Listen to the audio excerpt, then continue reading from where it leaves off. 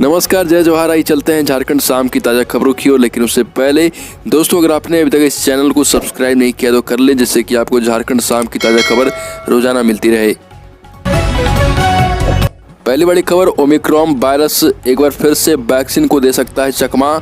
AIIMS chief doctor Randeep Guleria ने चौंकाने वाला दावा किया। बताया कि इस वेरिएंट के स्पाइक प्रोटीन एरिया में 30 से भी ज़्यादा म्यूटेशन मौजूद हैं, जिसके चलते यह वैक्सीन को भी चकमा दे सकता है। ऐसे में इसकी गंभीरता से जांच होनी चाहिए। वेरिएंट के खिलाफ वैक्सीन कितनी प्रभावी है, इसको लेकर भी जांच की जाएगी। केंद्रीय स्वास्थ्य सचिव राजेश भूषण ने सभी राज्यों और केंद्र शासित प्रदेशों को निर्देश दिया है कि वो ओमिक्रॉन को लेकर सख्ती से क्वारंटाइन और आइसोलेशन लागू करें।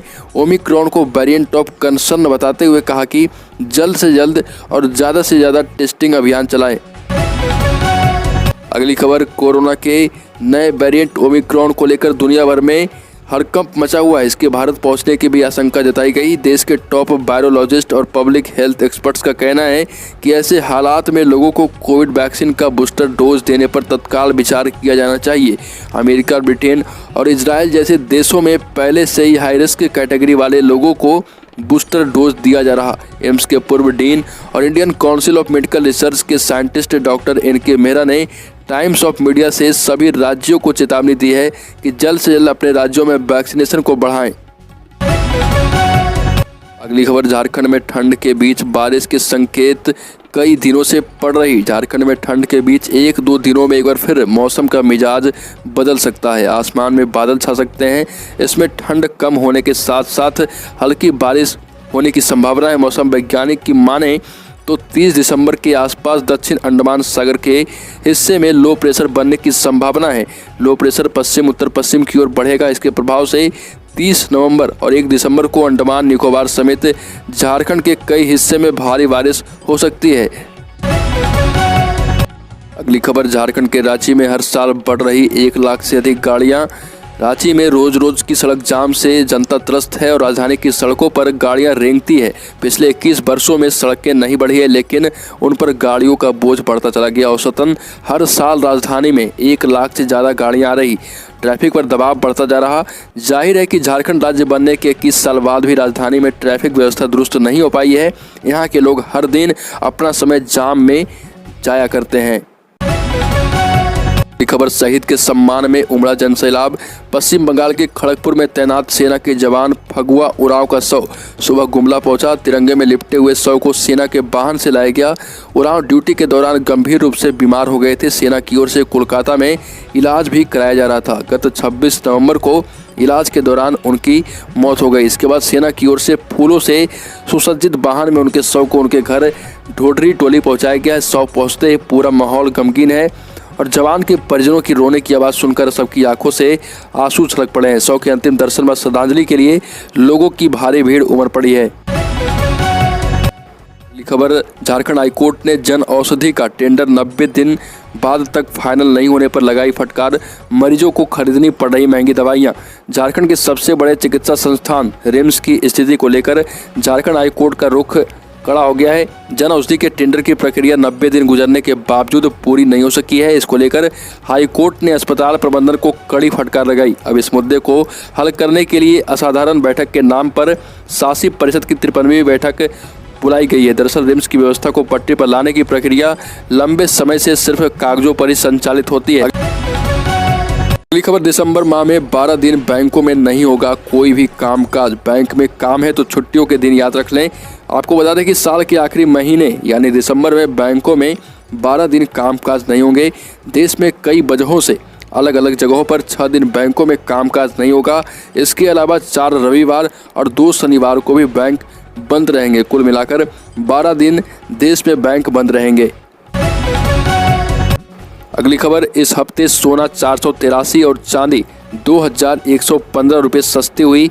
आने वाले दिनों में फिर बढ़ सकते हैं दाम। सोने चांदी में इस हफ्ते गिरावट देखी गई है। India Boolean and jewellers association की वेबसाइट के अनुसार इस हफ्ते सोना 483 रुपये सस्ता होकर 48,466 रुपये प्रति 10 ग्राम तक पहुंच गया है। इस हफ्ते की शुरुआत में ये 48,949 रुपये पर था। IBJ की वेबसाइट के अनुसार इस हफ्ते चांदी में भी बड़ी गिरावट देखी गई है और आने वाले दिनों में फिर से गोल्ड और सिल्वर का दाम बढ़ सकता है।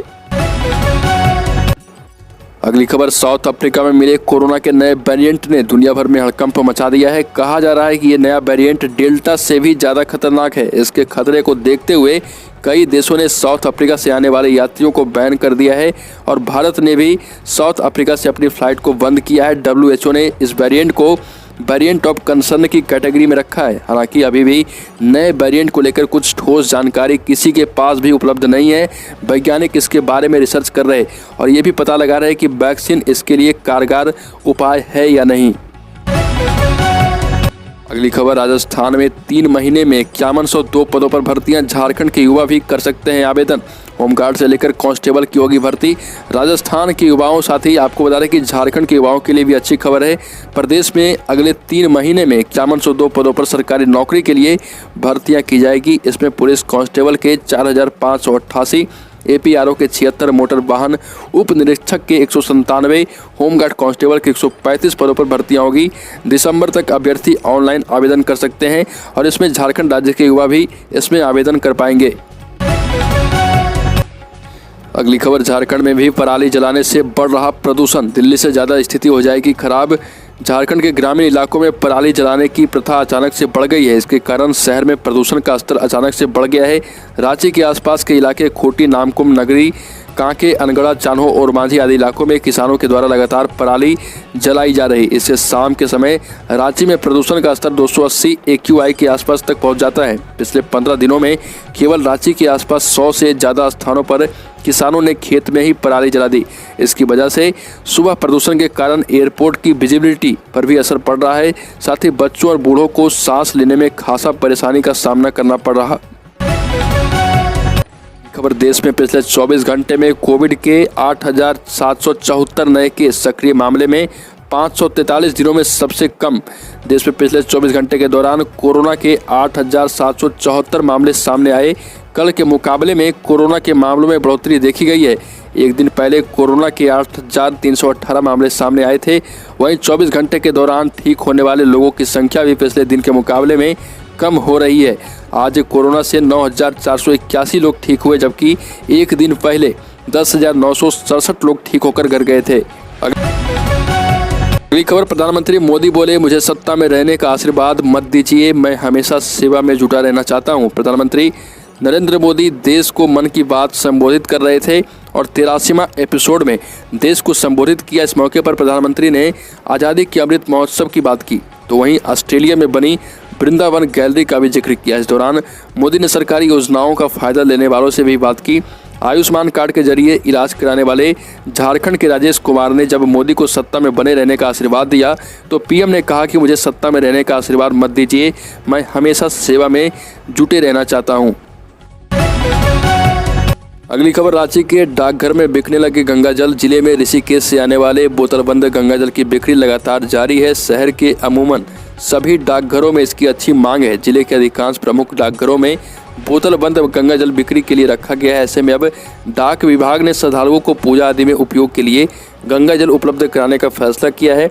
बता दें कि रांची जिले के 70 पोस्ट ऑफिस में गंगाजल की बिक्री होती है, जहां से औसतन प्रतिमाह 250 मिली की 1000 बोतल की बिक्री होती है। एक बोतल की कीमत 30 रुपये है।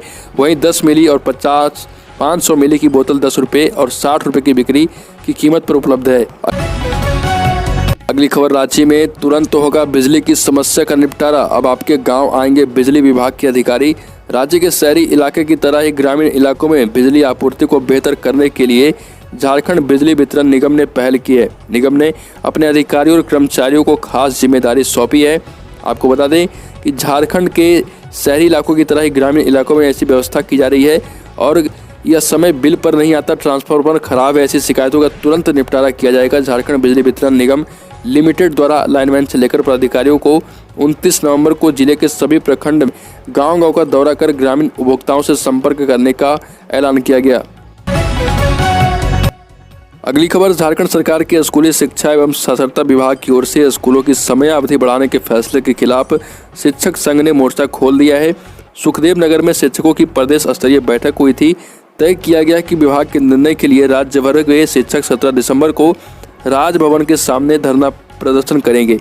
और आपको बता दें कि शिक्षकों ने कहा कि यह अधिसूचना शिक्षा के साथ साथ शिक्षकों के लिए भी काला कानून साबित होगा।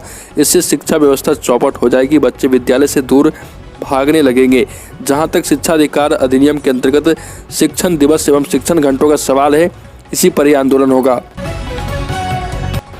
अगली खबर, झारखंड के पाकुड़ जिले की पुलिस को बड़ी सफलता मिली है।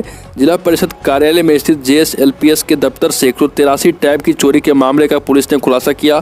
चोरी की वारदात को अंजाम देने वाले एक युवक को गिरफ्तार कर लिया गया। युवक की निशानदेही पर पश्चिम बंगाल में बेचे गए करीब 10 लाख की कीमत के 83 टैब बरामद किए गए।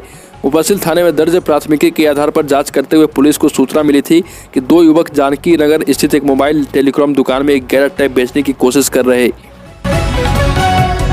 तो दोस्तों, झारखंड शाम की ताज़ा खबरों में अभी के लिए इतना ही। अगर आपने अभी तक इस चैनल को सब्सक्राइब नहीं किया तो कर लें, जिससे कि आपको झारखंड शाम की ताज़ा खबर रोजाना मिलती रहे।